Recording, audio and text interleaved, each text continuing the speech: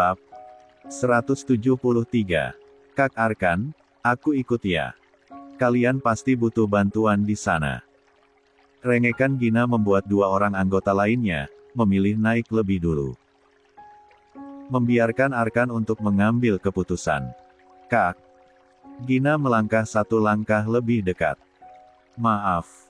Hari itu aku benar-benar bodoh. Sungguh, aku cuma asal bicara dan gak bermaksud merendahkan diri.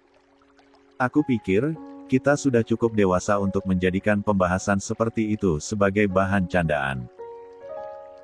63. Gak lucu, tahu nggak? Iya, maaf. Gak bakalan aku ulangi lagi. Swear. Hembusan nafas Arkan kembali terdengar lirih. Menoleh ke belakang lalu kembali menatap wanita di hadapannya. Kamu tidak perlu ikut, aku pergi ke Timika bukan hanya untuk membeli ponsel baru, tapi juga menjemput relawan. Mau ikut? Tangannya bergelayut manja di lengan Arkan. Udah lama nggak ke pusat kota. Sekalian jalan-jalan dan beliin kakak ponsel baru. Mau gimana pun, aku yang salah dan harus gantiin. Gak usah. Aku bisa beli sendiri. Badannya membungkuk meraih kardus itu dan langsung berbalik pergi. Kak Arkan, tangannya terulur, hendak mencegah. Tapi, kapten pasukan khusus itu sudah lebih dulu melompat naik. Akhirnya, yang bisa ia lakukan hanyalah melambaikan tangan. Hati-hati, aku tunggu di sini. Kedua kakinya bergerak mundur saat mesin helikopter itu dinyalakan. Angin berhembus sangat kencang saat baling-baling itu berputar kencang. Gina menutup mulut dan hidung agar terhindar dari debu, tapi tatapannya tak pernah beralih dari Arkan, sampai helikopter itu berlalu pergi. Aku bersikap manja pun, dia masih sedingin itu, gumam Gina seraya terus mendongakkan kepala, menatap ke atas. Setidaknya, dia sudah memaafkan dan, kenapa dia bisa setampan dan sekeren itu. Tiba-tiba ia tersenyum-senyum sendiri saat membayangkan wajah Arkan. Ia tahu jelas jika pria itu sudah menikah dan punya istri di Jakarta, tapi situasi seperti ini membuatnya tak bisa menahan diri, entah sebatas penasaran atau memang jatuh cinta tanpa sadar. Keluar dari pedalaman hanya bisa diakses dengan helikopter. Setelah lepas landas di lapangan khusus, mereka masih harus menumpangi mobil untuk sampai ke pusat kota. Bukan hanya satu mobil, tapi ada 5 mobil yang diturunkan. Karena mereka akan menjemput kurang lebih 20 orang relawan medis dan beberapa orang dokter militer. Sambil menunggu pesawat yang membawa rombongan landing, Arkan sempatkan untuk pergi membeli ponsel baru, sendirian. Di sana yang tersedia di konter-konter kecil di sana, hanyalah ponsel Android tipe lama bukan merek ternama seperti yang biasa ia pakai. Pak Tentara, butuh bantuankah? Tidak, saya cuma nyoba nelpon istri saya. Tapi, lupa ingat nomornya. Bagaimana bisa lupa nomor istri? Pria lokal itu terbahak-bahak. Kalau istri saya itu, sudah di tempatku hantam ini kepala apalagi jarak jauh tuh. Arkan hanya menanggapi dengan senyuman. Saya harus ke pangkalan sekarang, makasih Pak C. Kembaliannya belum ini. Ambil saja. Masuk ke dalam mobil dan segera tancap gas meninggalkan tempat itu. Menyusul rekan-rekannya yang sudah lebih dulu sampai di pangkalan udara. Hanya butuh waktu sekitar setengah jam, untuk sampai di tempat tujuan. Saat turun dari mobil, Arkan mendapati para relawan dan anggota kesatuan sedang sibuk menyusun barang-barang di bagasi mobil. Ini ada mobil kosong. Ia berjalan santai menghampiri salah satu rekannya. Siapa aja yang belum masuk, tolong di. Langkah Arkan tertahan. Membeku dengan ekspresi tak biasa saat indera penciumannya mendeteksi aroma. 64. Parfum yang tidak asing. Pandangannya menggedar ke sekeliling area yang dipadati banyak orang. 65. Parfum ini. Pupil matanya melebar, saat menghirup aroma itu dengan sangat jelas. Tapi, saat mencari ke segala arah, ia tak mendapati sosok wanita yang memiliki harum itu. Apa ini hanya sebatas halusinasinya saja? Kapten. Perhatiannya kembali beralih ke depan sana. Memandang seorang rekannya yang melambaikan tangan lalu menunjuk barang di sampingnya. Langsung bawa ke mobil. Langkah Arkan berlanjut. Menghampiri orang-orang itu, dan ikut membawa barang untuk dimasukkan ke dalam bagasi. Harum yang sempat hinggap pada udara kota Timika dianggap Arkan sebagai bagian dari rindu dan kecemasannya yang tak kunjung bisa berkomunikasi dengan sang pujaan hati. Pun, pada ketanyaannya, itu bukan sekedar reaksi dari rindu, melainkan petunjuk, bahwa wanita itu benar-benar hadir dan menghirup udara yang sama dengannya. Di dalam salah satu mobil dinas yang ditugaskan menjemput relawan, Rania duduk dan terus memperhatikan suaminya dari kaca jendela satu arah. Andai, situasi mereka seperti biasanya. Mungkin, saat ini ia tidak akan duduk manis di sana. Raga dan seluruh jiwanya pasti sudah berhambur dalam dekapan Arkan. Ia rindu tapi rasa penasarannya lebih kuat. Bu dokter, mau beli makanan ringan dulu sebelum berangkat? Pertanyaan pria di belakang kemudi, membuat Rania menunduk. Merapatkan masker dan kacamata yang menutupi mata cantiknya. Tidak. Saya sudah punya cukup bekal selama perjalanan. Kalau begitu, kita jalan sekarang. Helikopternya, cuma satu. Jadi harus antri untuk sampai ke titik camp. Pernyataan pria itu sempat membuat Rania khawatir. Bagaimana jika Arkan mengenalinya? Tapi, kemudian ia pasrah, jika memang nanti pria itu mendapatinya di antara para relawan, berarti perasaan mereka memang sama-sama kuat untuk berjumpa. Di lapangan terbang, Arkan membawa 5 orang pertama ke camp. Karena helikopter tersebut hanya bisa menampung 7 orang termaksud ia dan pilot. Sudah siap semuanya. Siap, Kapten. 5 orang relawan itu berteriak dengan antusias. Seolah sudah tidak sabar untuk melihat bagaimana kondisi di pedalaman. Arkan memberikan kode kepada pilot lalu menoleh ke arah kumpulan orang yang sedang menunggu giliran. Entah mengapa kedua matanya terus mencari-cari seseorang sejak tadi. Kapten, apa saya boleh pakai ini? Kedua mata Arkan kembali beralih kepada seorang relawan yang duduk di hadapannya. Di saat bersamaan, helikopter itu juga beranjak dari permukaan landasan. Dari jarak puluhan meter, Rania mendogak, menyaksikan helikopter itu mengudara.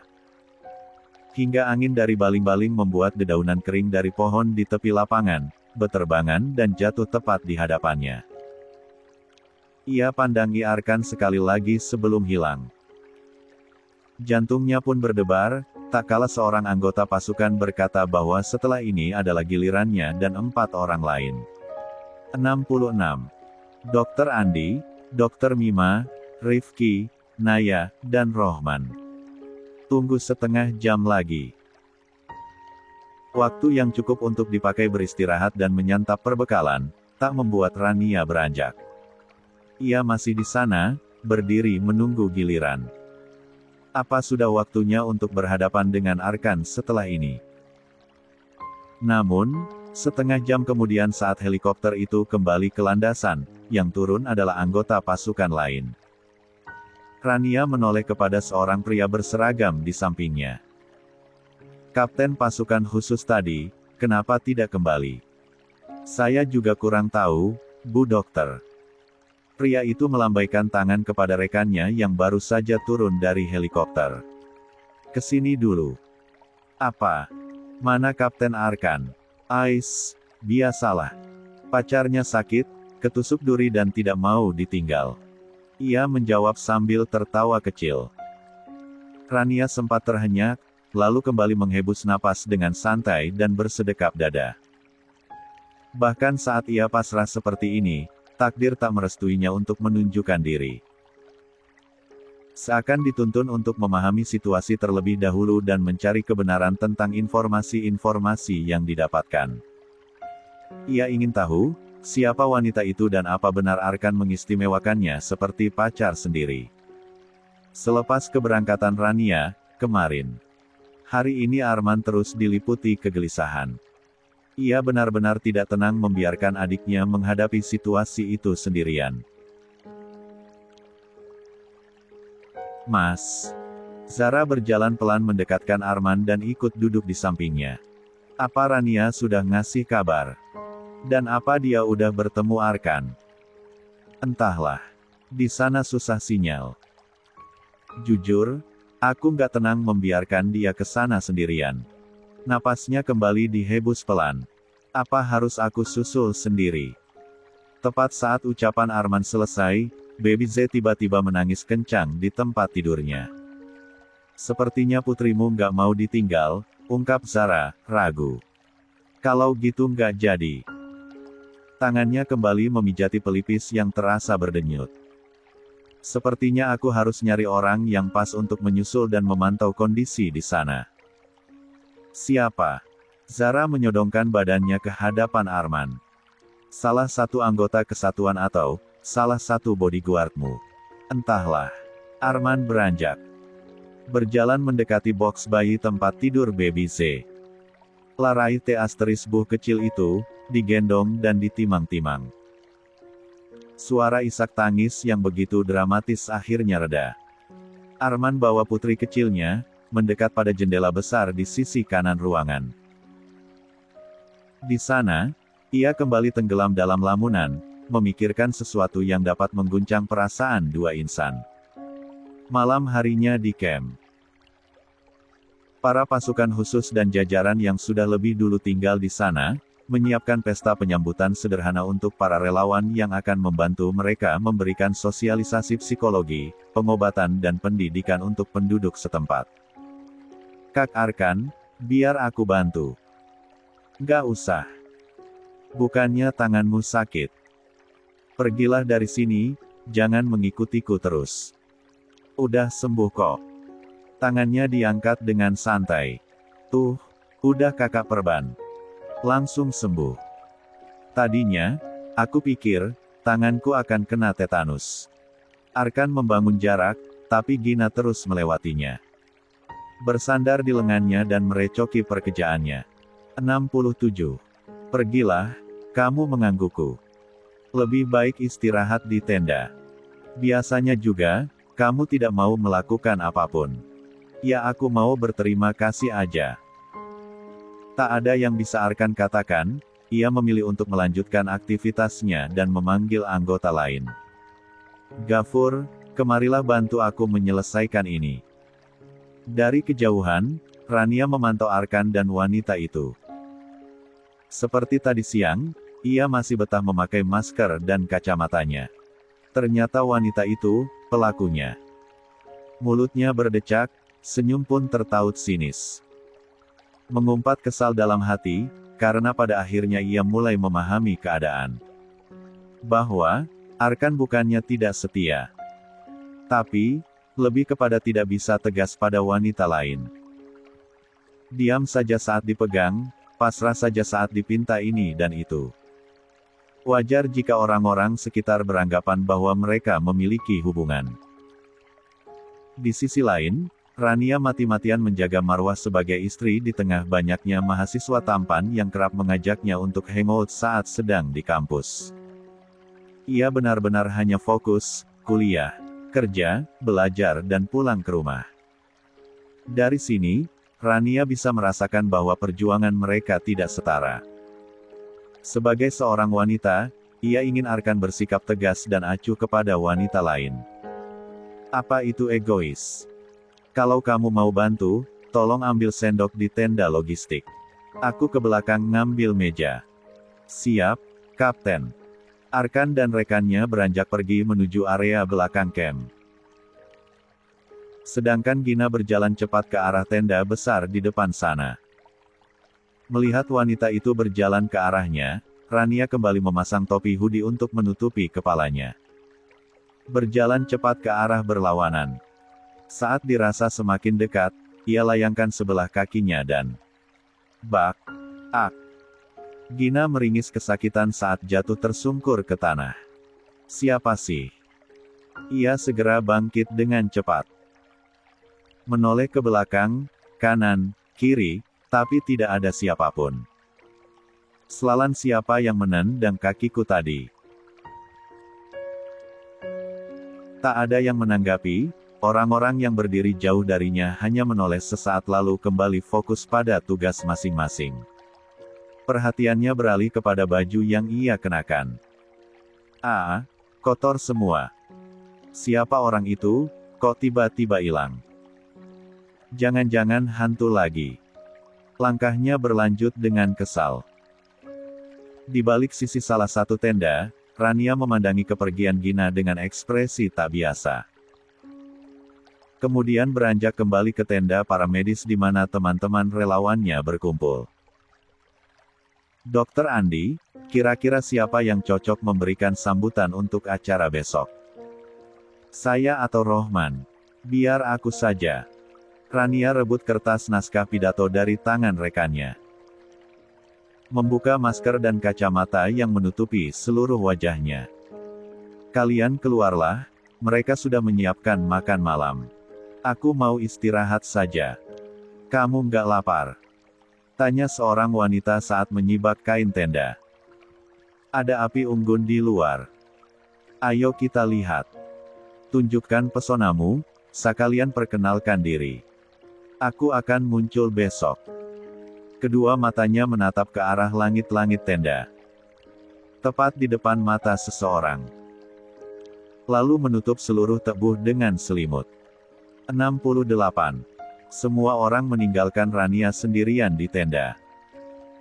Mereka pun tak paham, apa yang terjadi hingga wanita itu memilih tidur ketimbang ikut bergabung menikmati malam yang begitu seru di area tengah camp.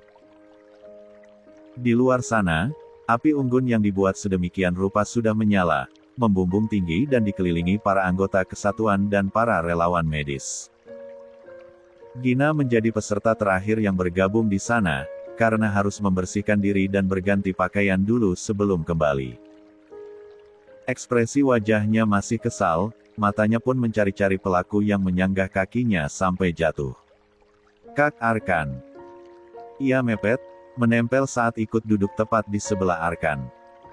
Aku tadi jatuh. Ada orang iseng yang bikin aku hampir pingsan. Mana tangan masih sakit? Siapa? Tanya Arkan, singkat, saat menoleh menatap gadis itu. Gak tahu, aku gak fokus. Tapi tanganku jadi sakit lagi.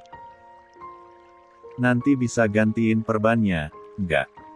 Minta tolong petugas di tenda medis aja. Maunya sama Kak Arkan aja. Sikap manja Gina kepada Arkan, membuat anggota yang berasal dari Jakarta dan anggota satuan dari kota lain, tersenyum dan tertawa.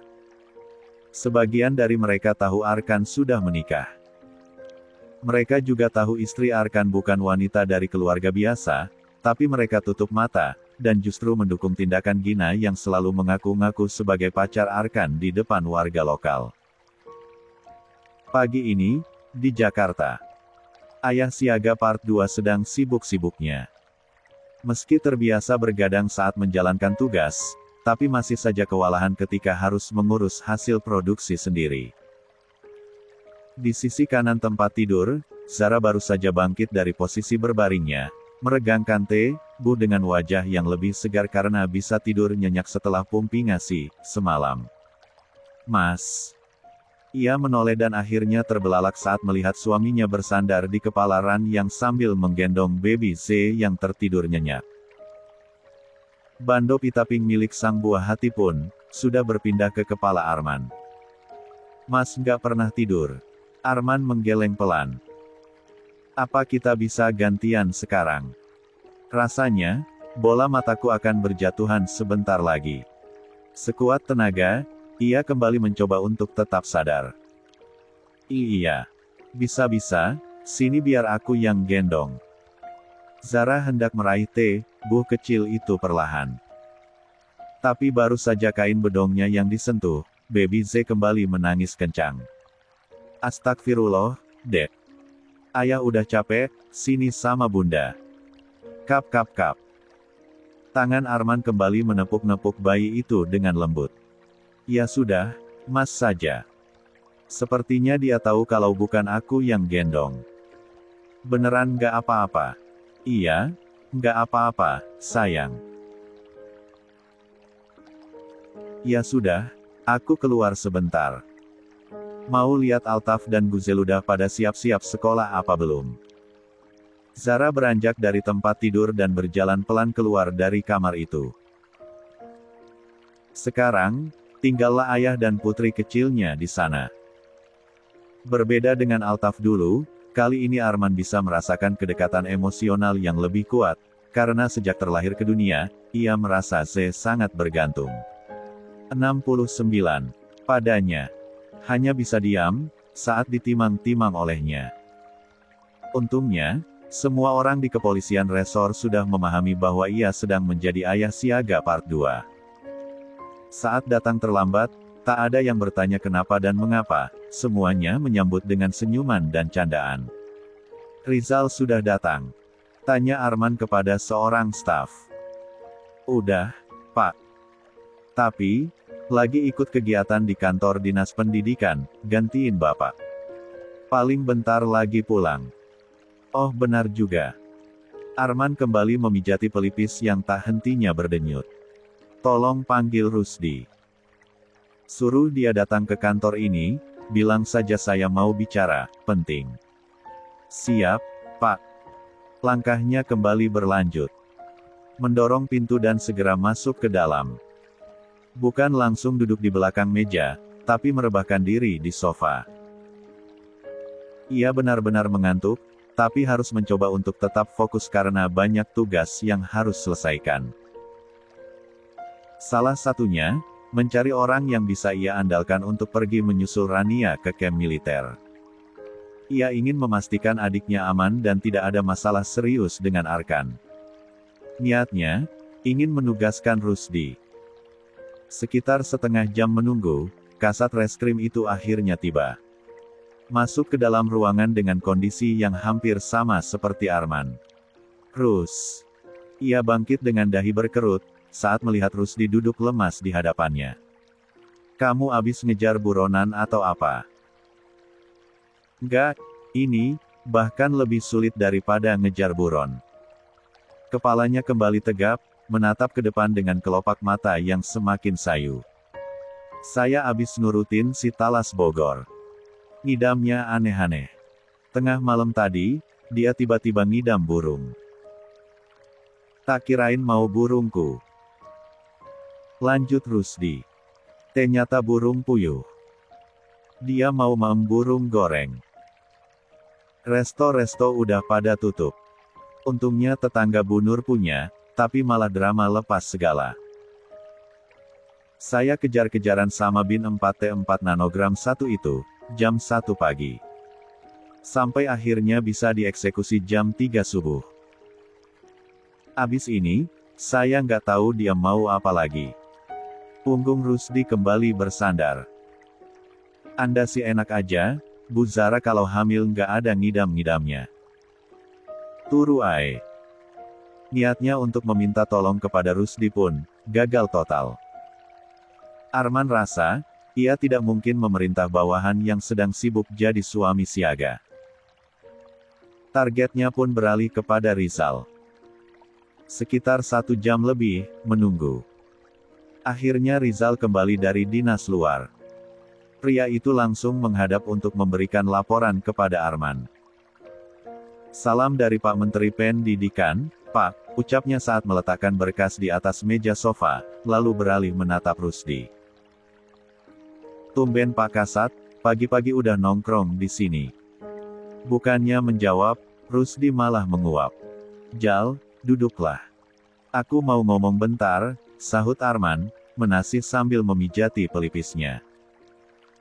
Tadinya, mau minta tolong Rusdi, tapi dia lagi nggak bisa berkutik sekarang. Minta tolong apa, Pak? Rizal kembali bertanya dengan penasaran, sambil mendaratkan bokong di sofa. Kayak serius tenan. Nggak juga. Badannya sedikit membungkuk saat meraih lembaran kertas dari bawah meja. Aku mau kamu nyusul Rania. Aku takut, dia tidak bisa menghadapi situasi itu sendirian. Apalagi di sana dia bertemu Arkan. Oh alah, gimana ya? Tangan kanannya menggaruk-garuk leher belakang dengan ekspresi canggung. Saya malah mau ambil cuti. Mau ngapain? Tanya Rusdi, penasaran. Itu, rencananya saya mau lamaran. 70. Hah? Mata Rusdi yang semula sayu, langsung terbelalak. Badannya pun berdiri tegap. Siapa wanita tidak beruntung itu, Jal? Heleh, satu lambemu. Lah sentil mulut sahabatnya itu, pelan. Fitri, kami wes balikan. Terus rencananya mau pulang ke kampung dia untuk minta izin sekalian langsung lamar dia di depan keluarganya. Oh alah, udah aku duga kalian masih ada rasa-rasa ingin kembali.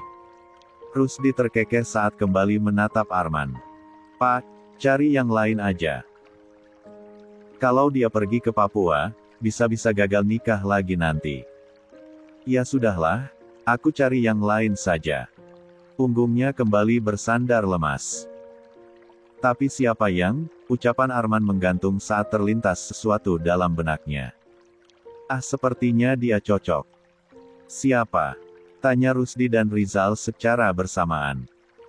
Tapi, Arman hanya menanggapi dengan senyuman, beranjak duduk di belakang meja kerjanya dan menyibukkan diri di depan layar komputer.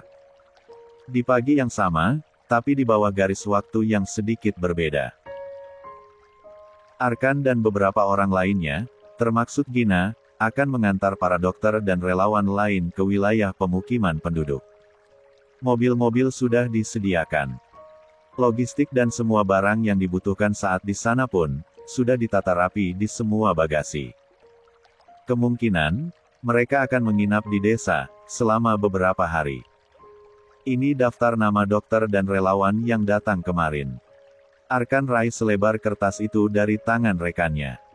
Ia baca dan perhatikan satu persatu hingga akhirnya fokus pada satu nama. Dokter Andi. Namanya cuma itu. Siap, benar Kapten. Dia seorang dokter muda, perempuan asal Sulawesi Selatan. Tapi, sampai sekarang saya belum melihat wajahnya. Bercadar? Tidak juga. Dia memakai masker karena katanya lagi flu berat. Dahi Arkan semakin mengerit. Tapi, kamu sudah memastikan dia bukan mata-mata, kan? Siap, bukan. Dia salah satu dokter yang direkomendasikan langsung oleh petinggi. Mungkin orang titipan. Lagi, Arkan kembali berdecak. Ia sangat tahu, banyak orang yang datang untuk sekedar mencari validasi, mengejar kenaikan pangkat dan sertifikat, tapi sebenarnya tidak punya mental yang cukup kuat. Semoga saja nggak nyusahin. Matanya melirik ke arah Gina. Sudah cukup, kita punya satu bayi titipan di sini. Itu pun, udah kewalahan. Pria di hadapan Arkan itu langsung tersenyum. Setiap ditanya sama warga, dia pasti jawab, kalau Anda adalah kekasihnya. Untung istri Anda nggak ada di sini ya, Kapten. Bisa abis aku. Arkan menggeleng sambil menghembus napas berat. Semoga saja, si Gina segera dipulangkan. Dia betah di sini karena ada Anda. Senyumnya semakin lebar lalu terkekeh pelan. Lihat aja tuh. Kak Arkan. Kedua tangannya melambai sambil berjalan cepat menghampiri Arkan. Kita naik mobil yang mana? Yang itu.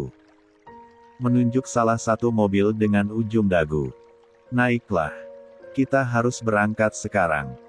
Mumpung cuaca bersahabat. Siap, Kapten. Langkahnya berlanjut, melompat naik ke atas mobil jeep itu. Disusul Arkan dan dua orang lainnya. Mereka tancap gas lebih dulu. Tak lama, para dokter, relawan dan anggota kesatuan lain, naik ke mobil lainnya. Salah satu di antara mereka adalah Rania yang masih setia dengan masker dan jaketnya. 71. Dari sana, Rania bisa memandangi kepergian Arkan dan Gina. Bohong jika ia bilang tidak sakit dan cemburu melihat kedekatan keduanya. Bukan sekedar duduk bersebelahan, tapi Rania juga bisa melihat jika wanita itu bersandar di bahu suaminya. Bahu yang selama ini ia pikir hanya diperuntukkan untuknya.